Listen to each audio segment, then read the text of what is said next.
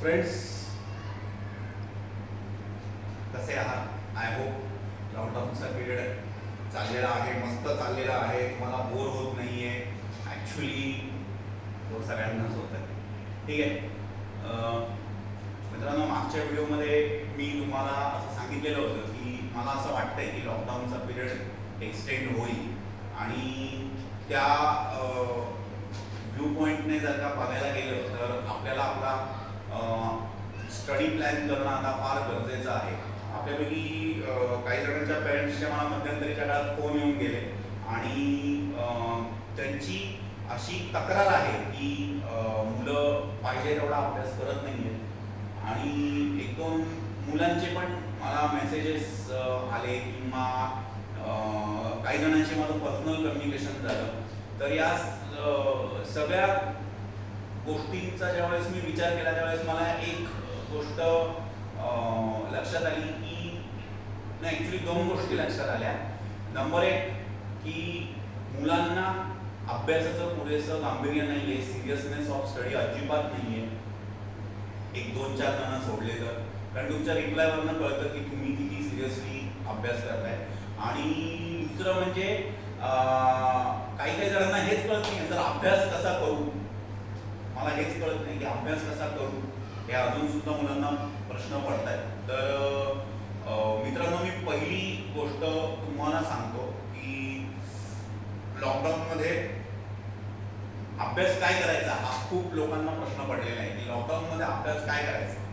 तर मी त्या अनुषंगाने पहिल्यांदा बोलणार आहे की फ्रेंड्स, एक गोष्ट लक्षात घ्या, मुलांना माझं सांगणं आहे की सगळ्यात पहिली महत्त्वाची गोष्ट, ही गोष्ट डोक्यात घ्या की लॉकडाऊन ही निसर्गाने आपल्यावर लादलेली गोष्ट आहे. म्हणजे एक प्रकारे बघायला गेलं तर तो मित्रांनो आपल्याला दिलेली एक सुवर्ण संधी आहे की आपण आपल्याकडे असणारा 100% वेळ आपल्याला जी गोष्ट करायची आहे त्याच्यासाठी युटिलाइज करू शकणार आहोत. कारण जर तुम्ही सुट्ट्यांच्या काळामध्ये घेतलं तर तुमचे क्लासेस आणि कॉलेज चालू झाल्यानंतर जर का बघायला गेलं तर क्लासेस प्लस कॉलेज असे मित्रांनो तुम्ही दिवसाचे कमीत कमी 10 ते 12 तास बिझी असतात. ठीक आहे. म्हणजे तुम्हाला सेल्फ स्टडीसाठी मित्रांनो तेवढा वेळ देता येऊ शकत नाहीये. आज जर का तुम्ही मित्रांनो बघायला गेलं ना तर आज तुम्ही सेल्फ स्टडीसाठी खूप सारा वेळ देऊ शकताय. तर तुम्ही हे पहिले डोक्यात घालून घ्या. आज जर का आपला क्लास रेग्युलर टायमिंगला चालू झाला असता तर 11 एप्रिलला आपला मित्रांनो क्लास चालू होणार होता आणि आज 25 एप्रिल आहे. याचा अर्थ सरळ सरळ आज 15 दिवसांचा वेळ तुमचा ऑलरेडी वाया गेलेला आहे. सो आपल्या हातात नाहीये अजून तो किती दिवस वाया जाणार आहे हे सुद्धा आपल्या हातात नाहीये. जसं मित्रांनो गव्हर्नमेंटचे रूल्स ठरतील, सेफ्टी आपली जास्त महत्वाचं आहे. आपल्या जीवापेक्षा मित्रांनो मोठं काही नाही. त्याच्यामुळे आपण हिंदीमध्ये म्हणतो ना की शिर सलामत तो पगडी 50. जर का मित्रांनो जीव शिल्लक राहिला तर आपण सगळ्या गोष्टी करू शकतो. तर जीव जास्त महत्वाचा आहे. पण त्याहीपेक्षा मित्रांनो महत्वाचं आहे की आज आपल्याला 100% वेळ मिळतोय. आपल्याला जे काही करायचं आहे त्याच्यासाठी आपण 100% वेळ देऊ शकतो. आपल्यापैकी खूप जण या गैर समजत आहे की सध्या मस्तपैकी सुट्ट्या चालू आहेत. तर मित्रांनो, या सुट्ट्या नाही आहेत. देवाच्या कृपेने तुम्हाला मिळालेला वेळ आहे की तुम्ही मित्रांनो आता जास्तीत जास्त तुमचा 12वीचा सिलेबस या सुट्ट्यांमध्येच कव्हर करू शकता. तर एक गोष्ट लक्षात घ्या फ्रेंड्स, तुमची जरी आत्ता क्लासला तुम्हाला सुट्ट्या असल्या, तुम्हाला मित्रांनो कॉलेजेसला सुट्ट्या असल्या, तुमच्या 11वीची परीक्षा न घेताच मित्रांनो तुम्ही 12वीमध्ये ढकलले गेले तरी एक गोष्ट फुल डोक्यात ठेवा की 12वीचा तुमचा अभ्यासाचा वेळ आता वाया जातोय. आणि तुमची बोर्डाची परीक्षा ना मित्रांनो, बोर्डाची परीक्षा एक्सटेंड होणार नाहीये. बोर्डाच्या परीक्षेचं टाइम टेबल फेब्रुवारीमध्ये जे असणार आहे ते तसंच राहणार आहे. म्हणजे तुम्ही जर का एक प्रकारे बघायला गेलं तर ज्या गोष्टी तुम्हाला 10 महिन्यामध्ये करणं एक्सपेक्टेड होतं त्या करण्यासाठी तुमच्याकडे हार्डली 7 ते 8 महिन्यांचा कालावधी राहणार आहे. कारण नकळतपणे या लॉकडाऊनमुळे तुमचे 2 महिने वाया जाणार आहे. आता या 2 महिने जे तुमचे वाया जाणार आहे याचं तुम्ही काही शेड्यूल केलं आहे का? त्याचे 15 दिवस तर ऑलरेडी गेलेले आहेत. तर फ्रेंड्स, तुम्हाला सांगणं असं आहे की तुम्ही आता हे जे काही 10 महिन्यांचं शेड्यूल आपल्याला 7 महिन्यांमध्ये संपवायचं आहे. म्हणजे 10 तासाचा अभ्यास आपल्याला 7 तासामध्ये संपवायचा आहे. तर हे जे वाया जाणारे 2 किंवा 3 महिने आहेत याचा तुम्ही काही वापर करू शकता का? तर मित्रांनो, आपलं लॉजिक आपल्याला असं सांगतं की एप्रिल, मे, जून हे तुमचे आरामाचे महिने असतात. या 3 महिन्यांमध्ये तुम्हाला कॉलेजचं जास्त टेन्शन नसतं आणि या 3 महिन्यामध्येच तुम्ही जास्तीत जास्त पोर्शन, जास्तीत जास्त अभ्यास कव्हर करायला पाहिजे.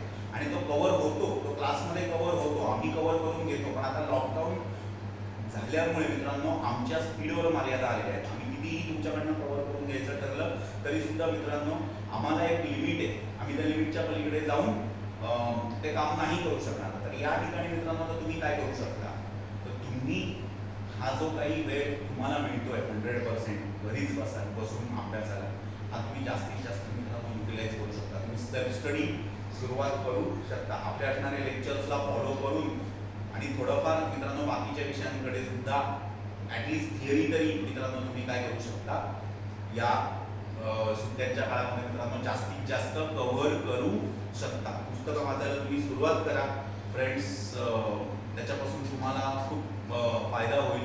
आत्ता ह्या पिरियडमध्ये जेवढी शांततेत आणि जेवढी रिलॅक्समध्ये तुम्ही पुस्तकं वाचाल त्याचा मित्रांनो तुम्हाला खूप जास्त फायदा होणार आहे. कारण त्याच्यामुळे तुम्हाला रिव्हिजन करण्यासाठी वेळ जास्त मिळेल. पोर्शन तुमचा तुम्ही ॲट अर्लिएस्ट मित्रांनो कव्हर करू शकाल.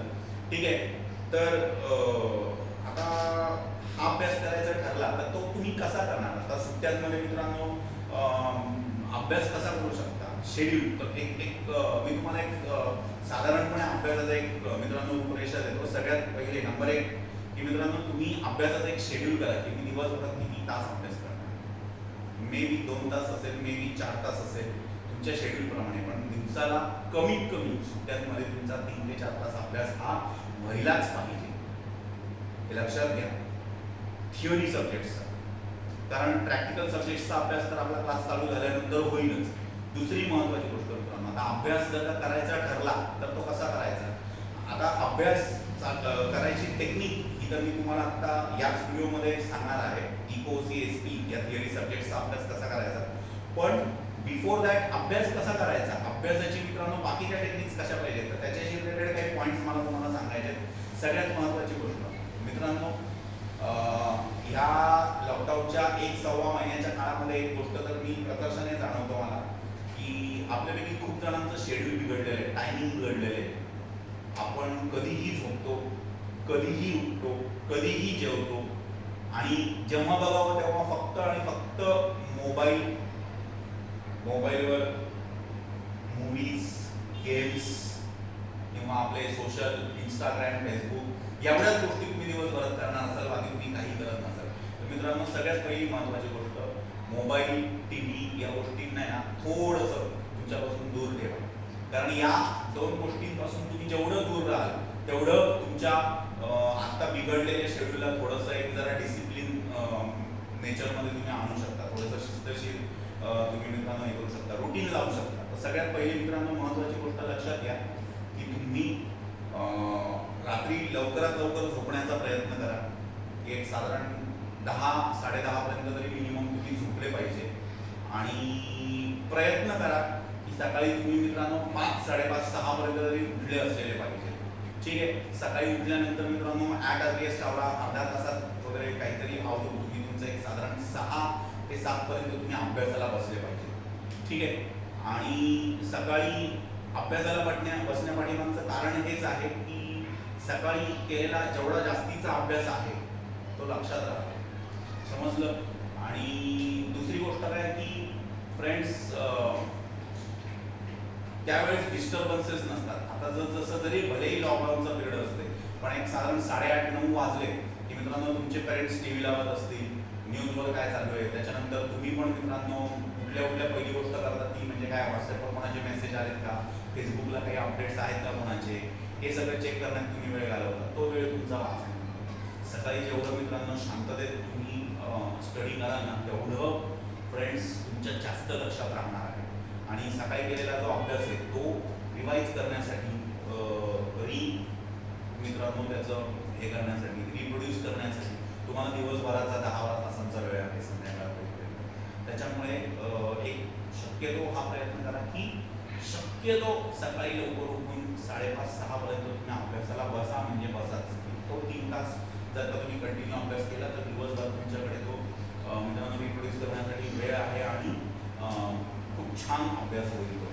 अजून एक महत्त्वाची गोष्ट की त्यावेळेस डिस्टर्बन्सच नसते.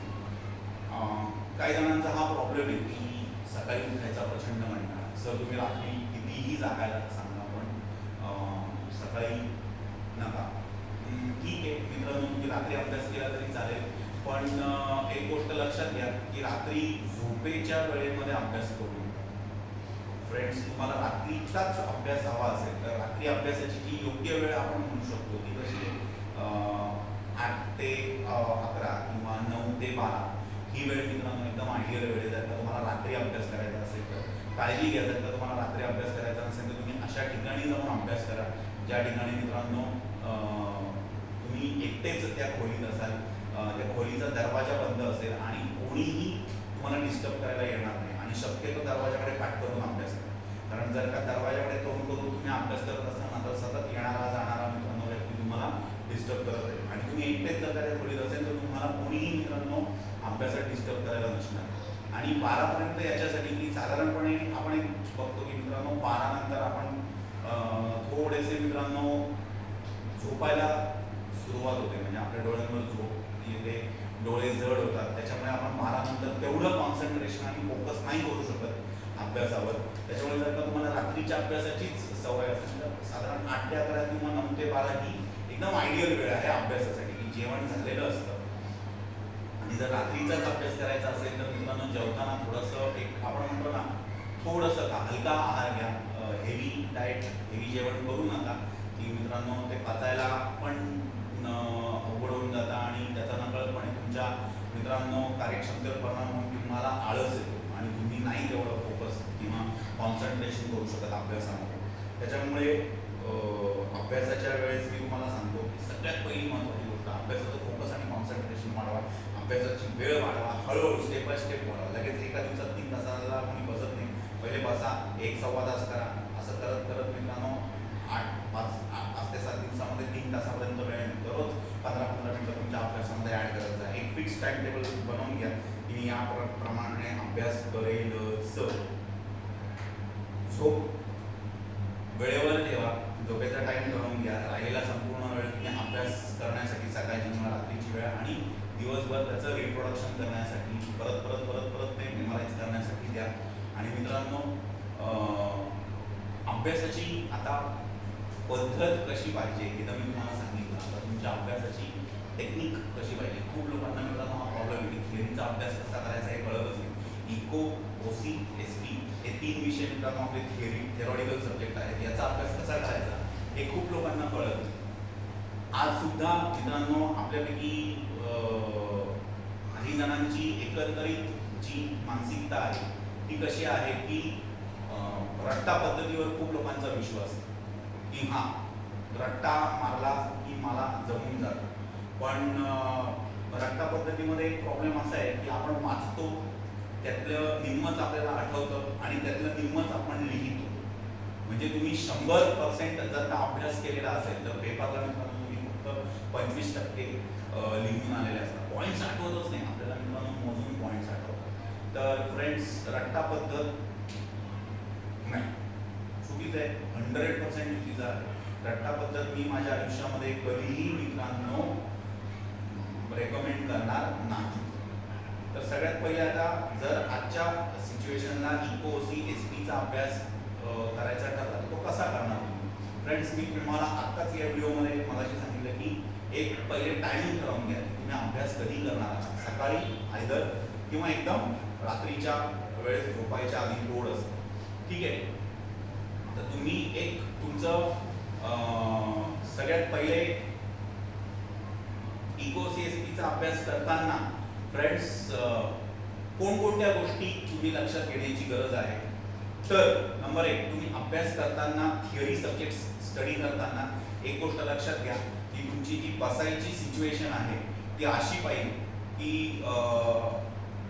तुम्ही खुर्चीत बसा, तुम्ही मित्रांनो किंवा तुम्ही दिवाणावर बसा, ठीक आहे. बट ॲट एनी कॉस्ट मित्रांनो झोपून किंवा आडवे होऊन अभ्यास करू नका.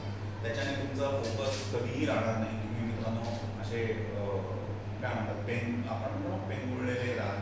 त्याच्याने मित्रांनो तुमचा अभ्यास होत नाही, तुमचं कॉन्सन्ट्रेशन फोकस राहत नाही. तर इको-ओसी-एसपीचा अभ्यास स्टडी करताना सगळ्यात पहिली महत्त्वाची गोष्ट मित्रांनो, तुमच्याकडे 3 गोष्टी या कंटिन्युअस पाहिजेत. नंबर 1 फ्रेंड्स, तुमच्याकडे चांगल्या नोट्स पाहिजेत, तुमच्याकडे चांगलं टेक्स्टबुक पाहिजे.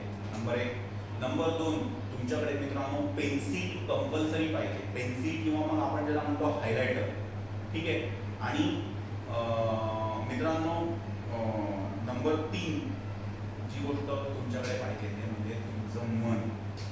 जे पहिल्या 2 गोष्टी तुमच्याकडे बाजारात रेडीमेड मिळतील, तुम्हाला पेन्सिल हायलायटर भेटेल मित्रांनो. दुसरं तुम्हाला टेक्स्टबुक अगदी इझिली भेटेल. पण तिसरं तुमचं मन ठिकाणावर पाहिजे. ही गोष्ट मित्रांनो सर्वस्वी तुमच्या हातात आहे. तर इको CSPचा अभ्यास करताना कसा करायचा, तर एक तर सगळ्यात पहिले प्लेस आणि टाईम या 2 गोष्टी प्रॉपर निवडा. आपण युटिलिटीमध्ये शिकलो टाईम युटिलिटी आणि प्लेस युटिलिटी. त्याच्यामुळे त्या 2 गोष्टींचं महत्त्व एकदम मित्रांनो मस्ट इम्पॉर्टंट. आणि तिसरं मग फोकस कसा करायचा, तर लक्षात घ्या कधी की तुम्ही ज्यावेळेस मित्रांनो अभ्यासाला सुरुवात कराल त्यावेळेस मित्रांनो कधीही आपल्याला सुरुवातीचा अभ्यास करताना तरी आपल्याकडे जे शॉर्टकट बुक्स असतात 21 अपेक्षित वगैरे अशा बुक्समधनं अभ्यास कधीही करायचा नाही. तुमचा जो इनिशियल स्टडी आहे मित्रांनो तो कंपल्सरी मित्रांनो चांगल्या टेक्स्टबुकमधनं चांगल्या नोट्समधनं झाला पाहिजे, ज्याच्यामध्ये संपूर्ण डिटेल कंटेंट्स आहे, ठीक आहे. तो अभ्यास करताना तुम्ही कसा करा, एकदम पहिलं रीडिंग करताना मित्रांनो तुमचं अगदी वर्ड टू वर्ड वाचन झालं पाहिजे. ज्या काही नोट्स तुम्ही रेफर करा, मी बोलणार नाही कोणत्या नोट्स रेफर करा, प्रत्येकाची चॉईस वेगळी असते. आपल्या बाजारामध्ये मित्रांनो खूप सारे पब्लिकेशन्स पण आहेत, बोर्डाचे स्वतःचे बुक्स आहेत, ते सुद्धा मित्रांनो PDF मध्ये अवेलेबल आहेत, जे मी आपल्या व्हॉट्सअप ग्रुपमध्ये ऑलरेडी शेअर केलेले आहेत. तर आणि आपल्या नोट्स पण मित्रांनो मी तुम्हाला सेट केलेल्या आहेत. तर नेहमी लक्षात ठेवा की ज्या वेळेस तुम्ही initial first stage of study करत असाल त्यावेळेस तुमचा प्रत्येक नोट्स मधला शब्द हा मित्रांनो वाचला गेला पाहिजे. तुमच्याजवळ डिक्शनरी पाहिजे मित्रांनो. मोबाईलमध्ये खूप सारे डिक्शनरीचे इंग्लिश टू मराठी डिक्शनरीचे मित्रांनो सॉफ्टवेअर्स आहेत, ते डाउनलोड करून ठेवा वाटल्यास. किंवा मग तुमच्याकडे ॲक्च्युली मोठी लाईव्ह डिक्शनरी पाहिजे आणि तुमच्याकडे मित्रांनो पेन्सिल पाहिजे किंवा हायलायटर पाहिजे. पेन्सिल कशासाठी की जर का मित्रांनो काही शब्द असतील जे तुम्हाला अडतील त्याचे लगेच तिथे मराठीत किंवा इंग्लिशमध्ये तुम्हाला समजतील अशा भाषेमध्ये अर्थ लिहिण्यासाठी. नंबर 2 मेन पॉईंट्स हायलाईट करण्यासाठी. ते तुम्ही हायलायटर न वापरता पेन्सिलने जरी अंडरलाईन केले तरी चालतील, पण तुमचं पहिलं रीडिंग जे असेल ते मित्रांनो अतिशय डीपमध्ये पाहिजे, अतिशय स्लो रीडिंग पाहिजे आणि त्याला कितीही वेळ लागला तरी चालेल. जे मी 3 तास तुम्हाला बोलतोय, आपल्यापैकी खूप लोकांना हा प्रश्न असतो 3 तास कशाला अभ्यास करायची गरज आहे. नाही मित्रांनो, तुम्ही जर का खरंच मनापासून अभ्यास केला आणि मनापासून समजून घेऊन अभ्यास केला ना मित्रांनो, तर 3 तासांचा वेळ 6 तास व्हायला वेळ नाही लागणार. हे लक्षात घ्या. आता तेवढा वेळ आपला झालेला आहे, तेवढा पोर्शन पण आपला बऱ्यापैकी शिकवून झालेला आहे, हे लक्षात घ्या. तर सगळ्यात पहिली महत्त्वाची गोष्ट मित्रांनो लक्षात ठेवा की तुमचं पहिली जी स्टेप आहे मित्रांनो ती आहे रीडिंग. तुमचं रीडिंग हे एकदम इन डिटेल झालं पाहिजे, इन्क्लुझिव्ह कव्हरिंग ऑल पॉईंट्स झालं पाहिजे. आणि आपल्यापैकी खूप लोकांचा एक प्रॉब्लेम आहे, रीडिंग घेतलं की मित्रांनो 2 पेजेस झाले की लगेच मित्रांनो त्यांची एनर्जी लेवल डाऊन होऊन जाते. लगेच मित्रांनो त्यांना असं वाटतं आपण खूप अभ्यास केला. चुकीचं फ्रेंड्स, अतिशय चुकीचं आहे. तुम्ही एकदा बसले, एकदा का तुम्ही तुमची मान मित्रांनो अभ्यासासाठी बैठक बसवली की मित्रांनो 3 ते 4 तास तुम्ही मित्रांनो कंटिन्यू स्टडी केला पाहिजे. एका वेळेस तुमचा जास्तीत जास्त वेळ बसून मित्रांनो तुम्ही जर का तो कंटिन्यू स्टडी केला ना तर तो जास्त लक्षात राहतो. आपण 1-2 पेजेसचा केलेला अभ्यास मित्रांनो कधीच आपल्याला लॉंग टर्ममध्ये फायदेशीर नसतो. त्याच्यामुळे लक्षात ठेवा की दररोजचं शेड्यूल ठरवून घ्या आणि दररोज मी एवढा अभ्यास करेलच आणि एवढे पेजेस कव्हर करेलच रीडिंगमध्ये, एवढे मी समजून घेऊन कव्हर करेल. वाचन करणं वेगळं आणि समजून घेऊन वाचन करणं वेगळं. आपल्याला नुसतं वाचन करायचं नाही, ओनली रीडिंग करायचं नाही, आपल्याला रीडिंग विथ अंडरस्टँडिंग करायचं आहे. त्यामुळे आपली पहिली स्टेप जी आहे ती रीडिंग डिटेलमध्ये वाचायचं, प्रत्येक शब्द वाचायचा, प्रत्येक शब्दाचा अर्थ समजून घ्यायचा. शब्द काहीही मित्रांनो जर का समजत नसेल तर आपल्याकडे डिक्शनरी पाहिजे, made in mobile or in original physical dictionary जी मित्रांनो तुम्ही यूज करता. पण तिथे डिफिकल्ट वर्ड्सचे मिनिंग्स लिहिले गेले पाहिजेत. इम्पॉर्टंट पॉईंट्स हे हायलाईट तरी झाले पाहिजेत किंवा अंडरलाईन तरी झाले पाहिजेत आणि ते अशा पद्धतीने झाले पाहिजेत की पुढच्या वेळेस तुम्हाला मित्रांनो तुम्ही ते पेज ज्या वेळेस मित्रांनो उघडाल त्या त्यावेळेस तुम्हाला पूर्ण डिटेल तेवढं पुस्तक तेवढं पेज पूर्ण वाचायची गरज नाही.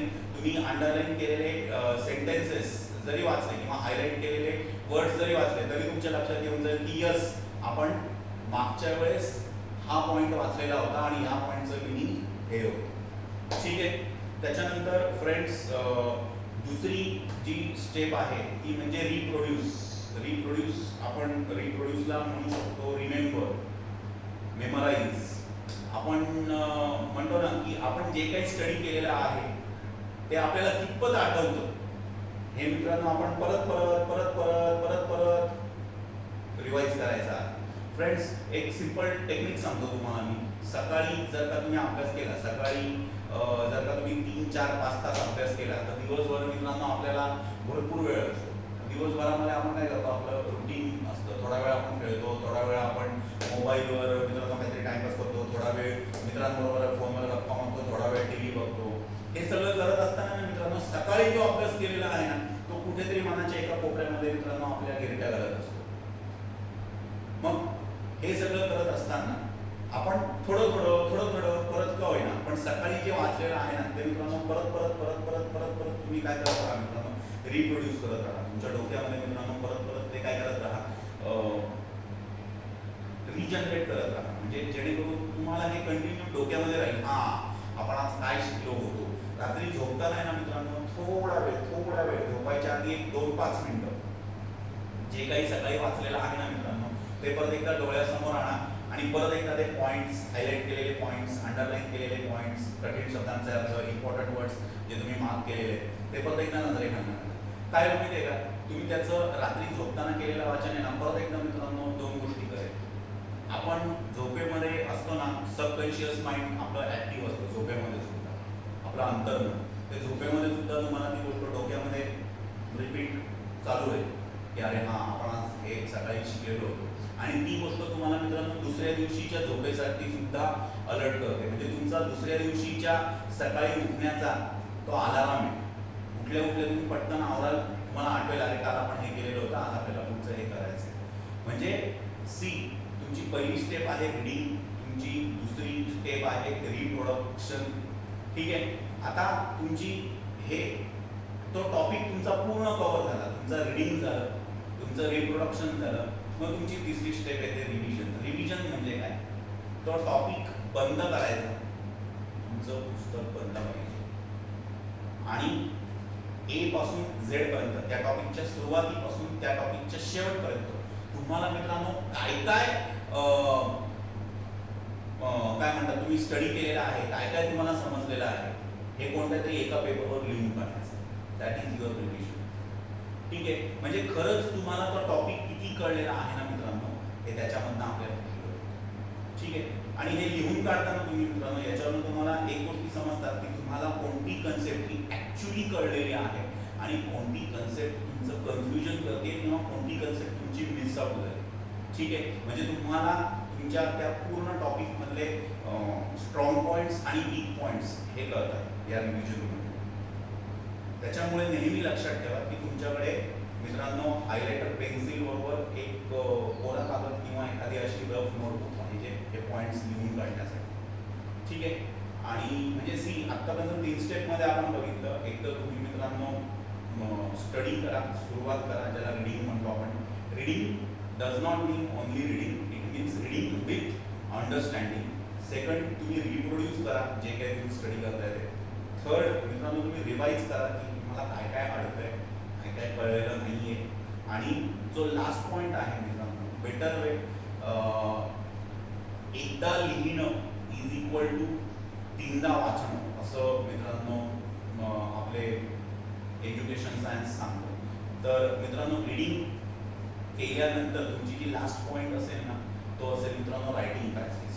तर खूप वेळेस असं होतं लोक अभ्यास खूप वेळ करतात पण त्यांना रायटिंग प्रॅक्टिसची अजिबात सवय नसते. तर मित्रांनो रायटिंग प्रॅक्टिस ही सुद्धा तितकीच महत्त्वाची आहे.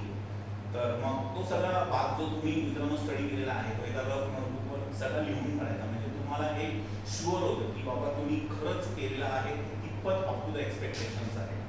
समजतंय का? त्या गोष्टीसाठी मित्रांनो तुमचं शेड्यूल अभ्यासाचं तुम्ही केलेलं असलं पाहिजे. जसं मी लेक्चरमध्ये मगाशी बोललो की 3 ते 5 तासांचं शेड्यूल तुम्हाला फार इम्पॉर्टंट आहे आणि रिडिंगसाठी 3 तासाचं शेड्यूल जर का असेल तर रायटिंगसाठी मित्रांनो हे शेड्यूल 5 किंवा 6 तासांचं होणार आहे. कारण रिडिंगसाठी लागणारा वेळ हा कमी असतो, पण रायटिंगसाठी आपल्याला द्यावा लागणारा जो वेळ आहे त्यातलेच जे काही मित्रांनो इम्पॉर्टंट पॉईंट्स असतील कव्हर करण्यासाठी तो त्याच्या दुप्पट तिप्पट चौपट असतो. त्याच्यामुळे मग तुम्ही टार्गेट सेट करा की तुम्हाला किती दिवसांमध्ये तो टॉपिक कव्हर करायचा आहे. तेवढ्या दिवसांमध्ये तो टॉपिक देण्यासाठी तुमच्या कॅपॅसिटीप्रमाणे किती वेळ दिला गेला पाहिजे आणि टार्गेटप्रमाणेच मित्रांनो इम्प्लिमेंटेशन करा, स्टडी करा. टार्गेटशिवाय तुम्ही जर का स्टडी केलं तर मित्रांनो ते एखादं समुद्र असतो त्याच्यामध्ये तुम्हाला डायरेक्शन माहिती नाही आणि तुम्ही फक्त मित्रांनो सेलिंग करत आहात, तुम्ही मित्रांनो फक्त बल्लव मारत आहात असा त्याचा अर्थ होऊन जाईल, which is actually baseless study. त्याला काही अर्थ नाही आहे and that will not bring your result up to the expectations. समजलं? तर फ्रेंड्स अभ्यासाचं टाईम टेबल करा आणि हे जे काही आता इको CSPचं मी तुम्हाला स्टडी टेक्निक्स सांगितलेले आहेत की पहिले रिडिंग विथ अंडरस्टँडिंग करा आणि चांगले टेक्स्टबुक म्हणून आपल्या बोर्डाचे टेक्स्टबुक किंवा मग आपल्या नोट्स आहेत. दुसरं त्याचं रिप्रोडक्शन करा. थर्ड स्टेप मी तुम्हाला जी सांगितली मित्रांनो ती तुम्ही काय करा की जास्तीत जास्त नंतर इन रिटर्न रिवाईज करा आणि सगळ्यात शेवटची जी स्टेप आहे ती मित्रांनो रायटिंग. या 4 स्टेप्स जर का तुम्ही मित्रांनो प्रॉपर फॉलो केल्या तर तुम्हाला थिअरी इको CSPचे सब्जेक्ट्स मित्रांनो अजिबात अवघड वाटणार नाही. आणि एक गोष्ट लक्षात घ्या, आपल्यापैकी खूप जणांचा एक प्रॉब्लेम असतो की आपल्याला काही जण विषय आवडतात, काही विषय नावडतात. आपल्याला काही विषय सोपे वाटतात, काही विषय अवघड वाटतात. तर एक गोष्ट मी तुम्हाला क्लिअर सांगतो की बोर्डाला सगळे विषय कंपल्सरी आहेत, सगळे टॉपिक कंपल्सरी आहेत. त्याच्यामुळे एक विषय आवडतो, एक विषय आवडत नाही, एक विषय सोपा जातो, एक विषय अवघड जातो, हे एक्सक्युजेस देऊन चालत नाही. हे लहान मुलांचे एक्सक्युजेस आहेत ज्याला मित्रांनो इथिकली म्हणजे प्रॅक्टिकली मित्रांनो काहीही लॉजिक नाही. तुम्हाला चॉईस नाही, चॉईस असती ना तर या सगळ्या गोष्टींना अर्थ असतात. जर तुमच्या ताटामध्ये मित्रांनो भातवरण वाढलेलं आहे आणि जेवायला दुसरा जर का मित्रांनो काहीच नसेल तर तुम्हाला भातवरणच खावं लागणार आहे, त्यानेच तुम्हाला पोट भरावं लागणार आहे. तसं इको CSP हे तुमचे कंपल्सरी सब्जेक्ट्स आहेत आणि ते मित्रांनो कंपल्सरी असल्यामुळे तुम्हाला स्टडी करावेच लागणार आहे. आवडतं, अवघड वाटतं, सोपं वाटतं या शब्दांना काहीही अर्थ नाही. दिलेल्या पद्धतीनेच मित्रांनो स्टडी करा आणि प्रत्येक टॉपिक हा 2-2, 3-3, 4-4 वेळेस रिवाईज करा. तुमचा मित्रांनो प्रत्येक टॉपिक हा पेटी पॅक तयार होईल.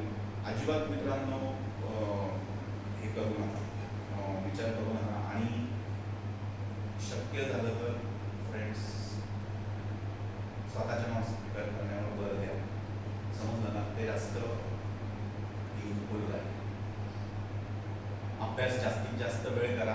याच्याशीच रिलेटेड मित्रांनो एक व्हिडिओ तुमच्या पेरेंट्ससाठी मी बनवणार आहे पुढचा, जो एक्सपेक्टेड आहे तुमच्या प्रत्येक पालकांनी बघणं. ठीक आहे? आणि माझी तुम्हा सर्व विद्यार्थ्यांना एक नम्र विनंती आहे की मित्रांनो तुम्ही तुमचे सगळे जे काही असे अभ्यासाशी रिलेटेड क्वेरीज असतील, प्रॉब्लेम्स असतील ते आपल्या व्हॉट्सअप ग्रुपवर शेअर करा किंवा माझ्या पर्सनल नंबरवर जरी मित्रांनो तुम्ही मेसेज केला तरी सुद्धा चालेल. आय होप आजच्या या व्हिडिओमधून मित्रांनो तुम्हाला खूप काही गोष्टींचा उलगडा झालेला असेल आणि तुम्हाला खूप काही क्वेरीज तुमच्या सॉल्व्ह झालेल्या असतील, मनातले डाऊट्स सॉल्व्ह झालेले असतील. ठीक आहे? तर कसा वाटला व्हिडिओ मला तुमच्या कमेंट्समधनं नक्की कळवा. घरात राहा, सेफ.